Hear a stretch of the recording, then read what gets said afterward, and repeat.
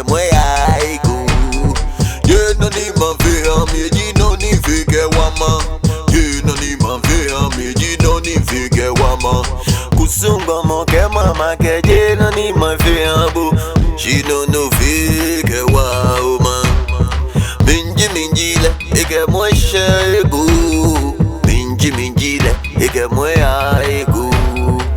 Anye mite shile bine momlini woya inye mite shi shwane momlini woba inkenye mite shi gbege momlini woya inkete shi nyonte kuni woza minji eke mo shake minji eke mo aiku.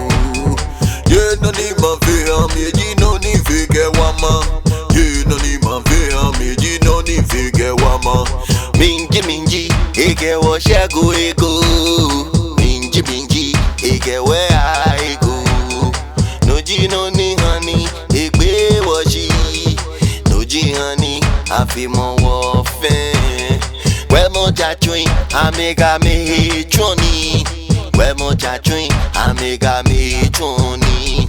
Bele mo ingwe go ya chuni. Bele mo ingwe go shikacha. Minji ike mo shake. Minji ike mo aiku. Ye no ni ma fe amieji no ni fike wama. Ye no ni ma fe amieji no ni fike wama. Bele mo ingwe go ya chuni. Bele mo ingwe fe money o. Minji ekpegbe me bishi. Minji ike mo aiku. Minji me biye beshi. Inga minji me biye shishi.